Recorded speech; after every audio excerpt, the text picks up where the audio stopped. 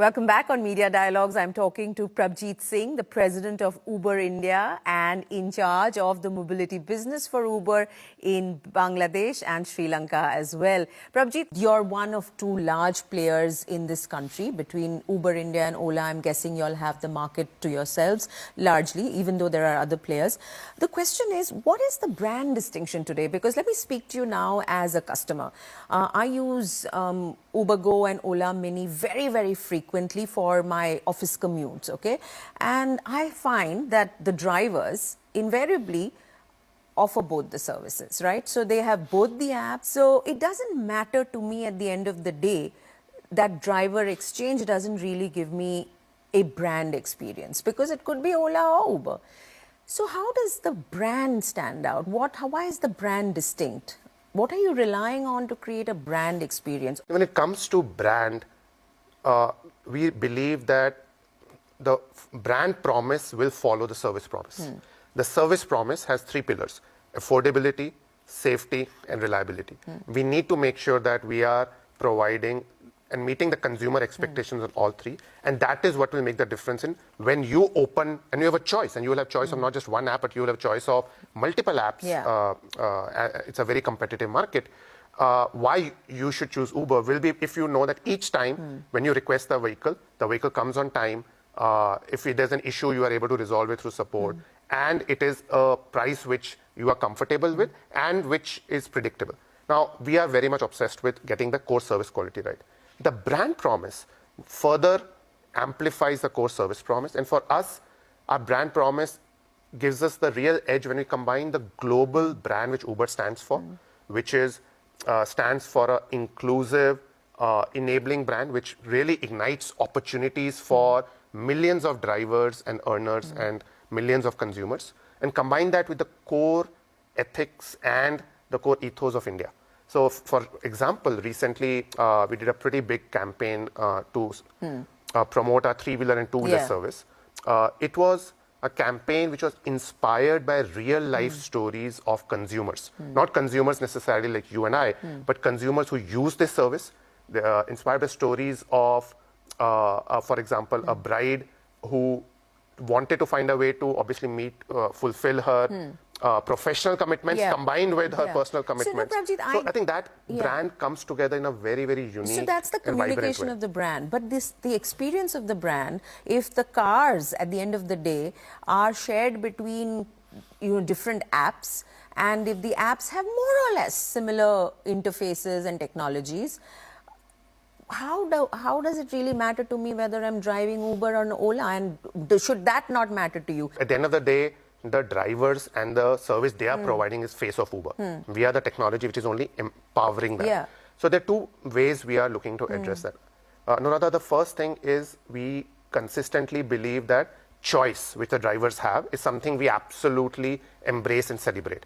We don't put any constraint that the driver has to drive only on Uber, etc., etc. I think that is what the core proposition of a gig work and independent work is.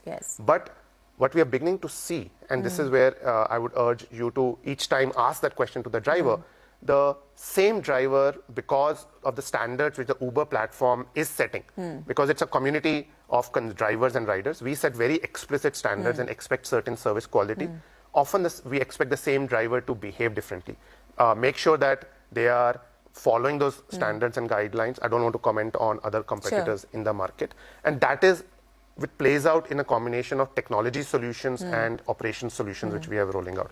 I'll give you a simple example. We are running a pilot in some of the cities on how do we make sure that the driver has full visibility on where the trip is, where the destination for the consumer is.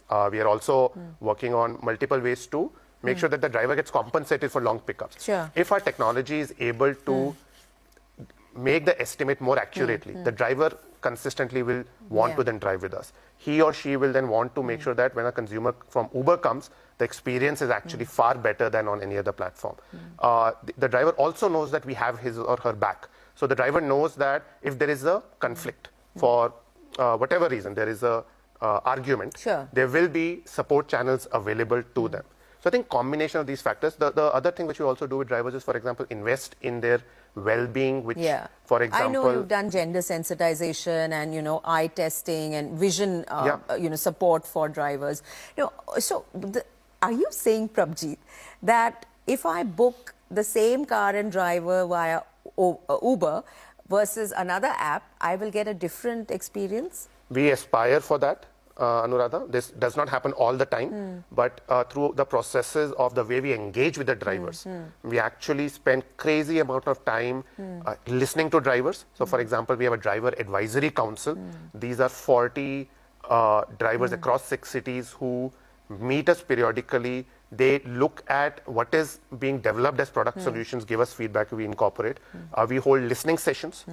We often drive ourselves. I, for example, every 6 months take the wheels myself and drive to get feedback. And then we work to make the driver experience better. And these small iterations which we keep doing make an incredible difference eventually. Create the Uber brand as distinct from the others. And that's why you can see that shows up in terms of why we have been able to kind of scale our business, why we've been able to today attract a much larger proportion of drivers and riders than any other platform in the market. The amount that you take from the drivers is pretty much uniform between both the both the market leaders, and even the transactions are the time duration you take to settle transactions is the same. So for them, I'm curious about what the incentive would and be. Anuradha, I think exactly to a consumer, what you see is only 1% of what happens, which is what happens in the physical world. Behind the scenes, remember, Uber is operating in more than 60 countries.